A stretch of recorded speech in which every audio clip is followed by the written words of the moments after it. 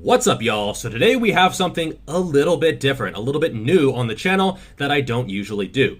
A full workout that I'm going to go through. Now, I actually have a video in the past titled Why I Don't Do Full Workouts. And so I was a little bit hesitant to actually make this video.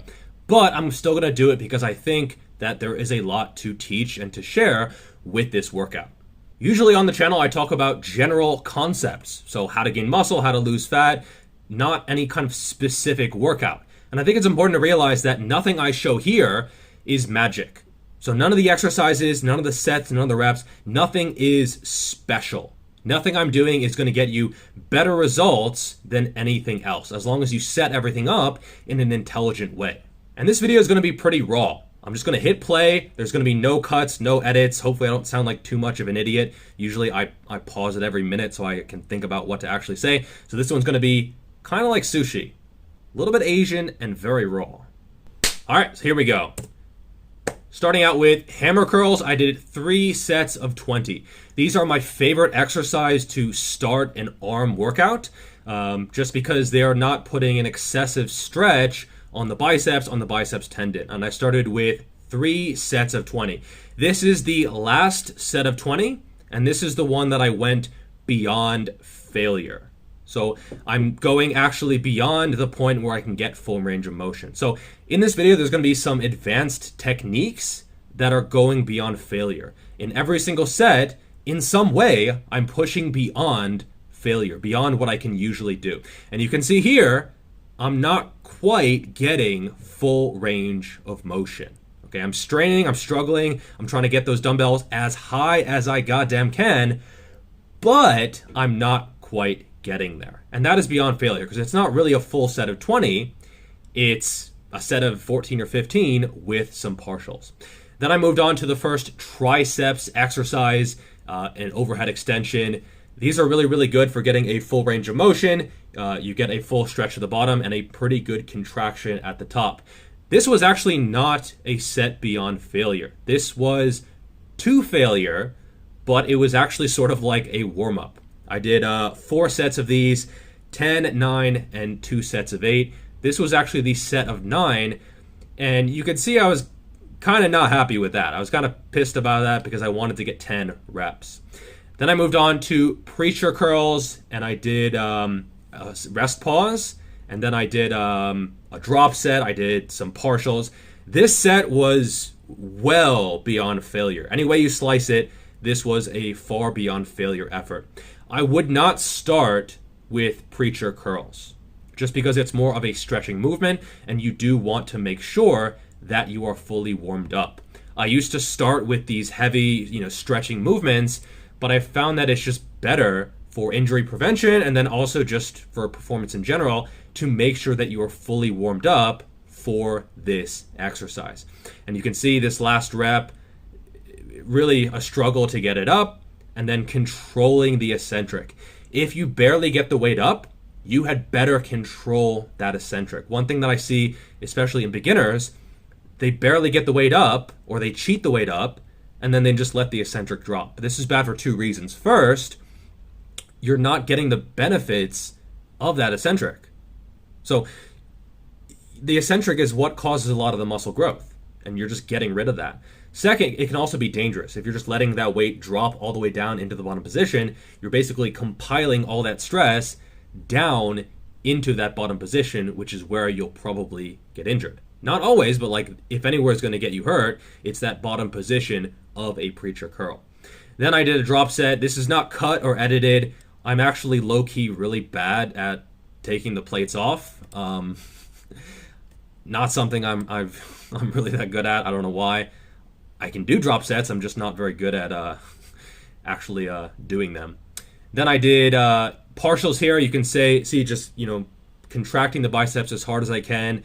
And that is really important. Your intention, what you are trying to do during the set. So you're not just going through the motions, you're actually actively trying to focus on flexing the biceps. Then some partials in the very, looks like I'm rocking out to music, some partials in the very bottom part of the range of motion, just to really finish off the biceps. Then I moved back to the working set for this overhead extension.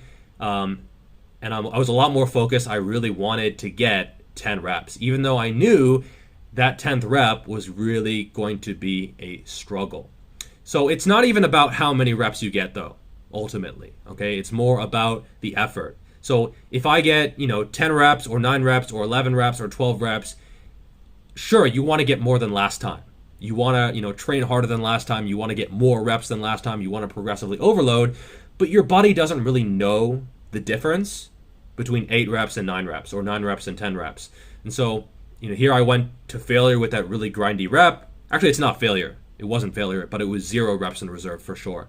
And then some partials in the top and then some partials in the bottom. And that just destroyed my triceps. Then the next biceps exercise, I did 3 biceps exercises, 3 triceps exercises, 1 rear delt and 1 side delt movement. I moved on to reverse grip curls. Really, really good for the brachialis, good for the forearms. I would actually stay for slightly higher reps compared to what I did here. I was a little bit over ambitious with the weight. Then I moved on to a drop set where I moved down to 10 kilos per side. And this is one of those movements where the limiting factor is sort of just holding on to the bar. It's tough. It's not easy. And this is one of the most uncomfortable movements, especially when you're going beyond failure. You're adding in rest pause, you're adding in partials, all these high intensity techniques. And this is where, things can get a little bit dicey. But I would say this is probably the single best thing that you can do for your forearms. Especially, I'm a big fan of going to failure and then adding in partials in the bottom part of the range of motion. I find that is incredibly effective for the forearms, especially that brachioradialis, this muscle up here. That is going to put muscle on that area like nothing else. And I just did 1 set here. Not more, not less. I did 1 warm-up, but then just 1 all-out working set with rest pause and then with partials. And I found that with a truly maximal effort on this type of movement, you don't really need more. I know a lot of the scientific literature research shows you need 20 sets or 30 sets or 45 sets per week. I'm not entirely sold on that, because how many of those sets are with this type of effort? I would say very, very, very few. I don't know exactly what percent, but the vast majority of people in the gym, just look around. Most people are not really pushing themselves super, super hard. Not even probably to failure, let alone beyond failure. And so you have to keep in mind that if you are doing this type of training, you simply cannot handle that many sets of it. Okay, if you're doing dozens of sets per week with this type of training, it's probably going to be overkill. You might be able to grow, but I would say it's probably just going to be too much. Then I moved on to these types of overhead extension. I can use quite a bit more weight on these. These are actually my preferred way of doing things. You can overload quite a bit more. And, this is really just a good way to get that long head of the triceps, although it does work all 3 heads. And these I also did to failure as well as beyond failure as well. And one thing to note about failure, this is a true 0 reps in reserve. When you're really struggling, that last rep, it's not just like, oh, well, I failed. Guess that's the end of the set. 0 reps in reserve. Bloop. Nope. No, it's when you're actually giving it an honest, complete, all-out effort. Okay? I'm not saying you have to go beyond failure or even to failure, but if you're actually calling a set failure or 0 to 1 reps in reserve, I think it's good to actually be giving it an honest effort, because most people, even in the fitness industry a lot of the times, simply don't give all that great of an effort. Now, how does this affect your volume? I don't know, because I don't know you. For me, I've found that even keeping 2 or 3 reps in the tank, I can do many, many more sets. Does that mean I'm going to get better growth? Not necessarily. I've actually found that varying how much volume you do is probably the best way to go about things. So you have a period of higher volume but not as close to failure, and then you can reduce the volume and go closer to failure or beyond failure. But you have to realize there's this inverse relationship between failure and how close and how much volume you're going to be doing. More volume, not as close to failure. Less volume, you can go to failure or even beyond failure. And if you're going well beyond failure, especially with an all-out effort, you probably can't do a ton of sets and actually recover and progress, because ultimately this is just a means of progression, of getting better. Then I moved on to spider curls. You can see these were to failure, and failure on a spider curl was actually not all that difficult, because the hardest part is at the very, very top, and therefore, you have so much of the bottom part of the range of motion where you are still actively strong. Then I did these sort of like rows where you can row it back and then get it back up, and those are brutal. Those are really tough because you're actually overloading the eccentric, because you're using the lats and the traps and the rear delts to bring it back up, and then you are lowering it with more of biceps isolation, and then more partials, rest pause, and this is tough. There could be an earthquake happening and I wouldn't realize it, because the only thing I'm focusing on is massacring that motherfucking biceps. So, a group of naked cheerleaders could run by and I wouldn't bat an eye. Mostly because I'm married, but also because of the workout. Then I did actually a second set of overhead extensions, and so you can do a second set in some cases, but it's something that you have to feel. Okay, if you're not recovering, you might have to do less. If you find that you are recovering, you can maybe add in a second or potentially even a third set. But when you're going truly beyond failure, you do have to be very mindful of how much volume you are doing. And again, these are some all-out reps. I actually cut that last rep. I didn't use as full of a range of motion because I went as deep as I could go, knowing that it would still be a struggle on that last rep. So yes, you can use partial range of motion and still get good results. Okay, it just has to be a very high quality of effort. Ultimately, that's really what it's all about, your level of effort. Then I moved on to these rear delt raises. These are super good, especially when your chest is sort of like hanging off the edge of the bench, and you can get a really, really good stretch on the rear delts, on the traps. And you can see that I'm focusing on contracting back with the delt. So I'm not like retracting my scapula, because that's traps. It's a trap. Mid traps, lower traps, etc.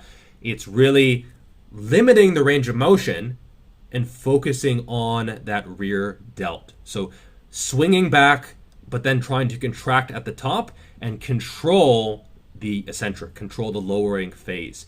And you can see these are already beyond failure. I'm using partials because the easiest part is at the bottom. There's no tension at all. And then really just focusing on contracting outwards.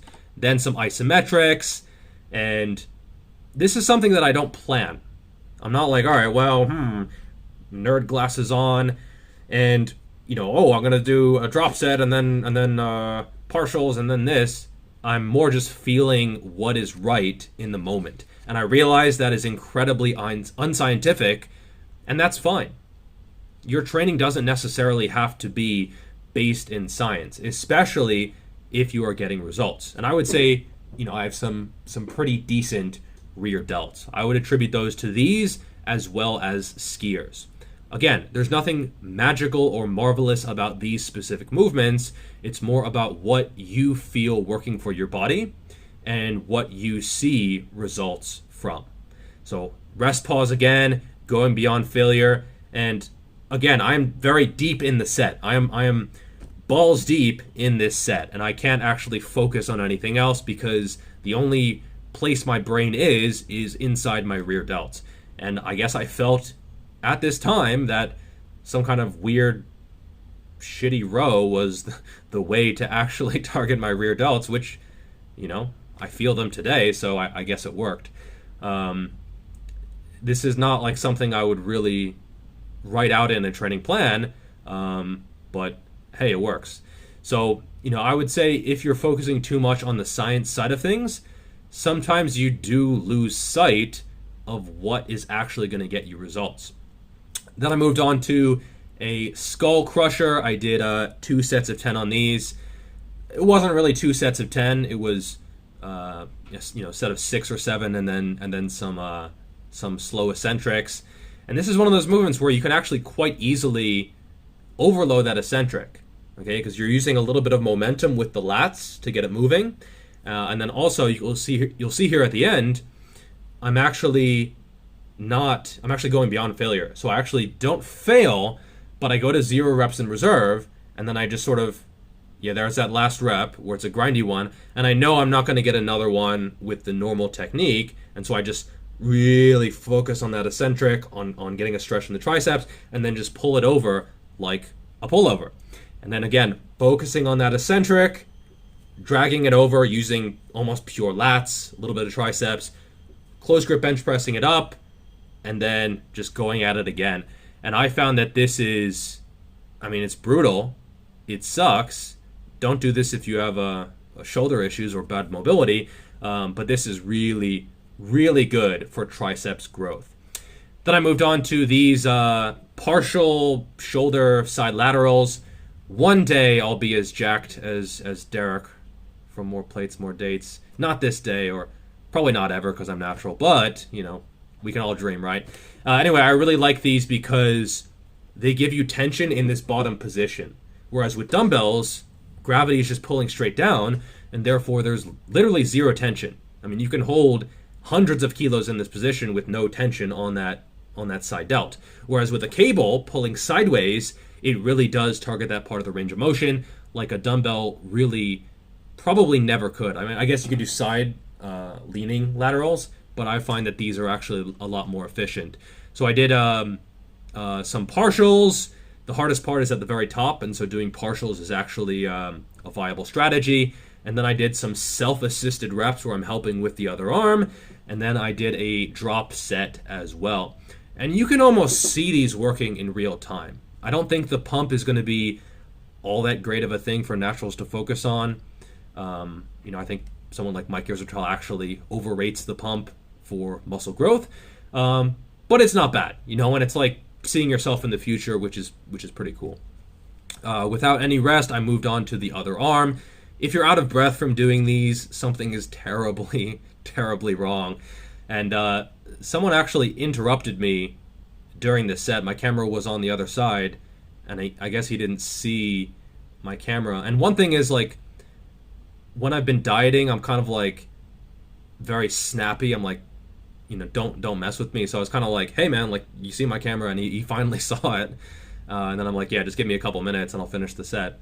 And if you're in that situation, just try to be civil. That's what I try to do. Realize that no one's messing with you in the gym to be a dick. Like, it's usually pretty innocent. But again, yeah. So these are working on the side deltoids, and again, going beyond failure, trying to get the weight up. The intention of getting the weight up is super, super important, and then helping myself get it up as little as possible. That's the thing. You're not trying to make it easier for yourself. You're trying to make it easier for yourself in the concentric, but then giving yourself the full eccentric. And then I went beyond failure with another drop set, some isometrics, so just holding it in that position and trying to contract sideways with the side delt. These also work the rotator cuff pretty well, I found, as well as the rear delt. And these are tough. These are brutal because they give you constant tension in a way that a dumbbell really can't, because you don't have tension in that bottom position. So give these a shot. Realize you won't be able to use as much weight. I'm actually using 5 kilos and dropped it down to 2.5 kilos. So, and then now I'm cheating slightly to try and get full range of motion. And so again, none of this is planned. Which high intensity techniques I'm using, it's not something that I plan in advance. So I'll put the full workout on the screen, but keep in mind, again, the exercises, the sets, the reps, nothing is magic. Okay, so for the exercises, most of these could be swapped out for something else. I assume you already have a copy of my book, and therefore you have dozens of other exercises to try out and see which ones you actually work well for your body. The sets, okay, it's going to be very individual. It depends on how close you go to failure, how well you recover, the exercises themselves, etc. And then the reps, it depends on the exercise you're actually doing, and then personal preference and where you are in the mesocycle as well, or just what you prefer to do. And so, You know, a lot of this, it does vary. One thing that I really don't like about Instagram is these people who have these preset workouts where it's like, this is the biceps workout or the arm workout or the lower body workout, and people just blindly follow it without realizing that that's not even the biggest factor when it comes to getting results. Okay, it's your intention, it's your progression, it's your consistency, it's your diet, it's your effort, it's your motivation, it's all of these other factors, and the workout is just a means to progress. Hopefully this video gives you a little bit of a behind the scenes or a snapshot of what a real training session looks like. A bunch of people have DM'd me over the past few months and even years saying, you know, I thought I was training hard until I saw a set of yours, and hopefully this clicks. Hopefully this sets off something in your mind saying, oh, that's what failure is, that's what training beyond failure is, and hopefully this motivates you to kick some ass in the gym. So that's all for this video. Like, subscribe, share. Let me know if you actually like this style of content. I know it's a little bit different from what I usually do, and I will see y'all in the next video. Peace.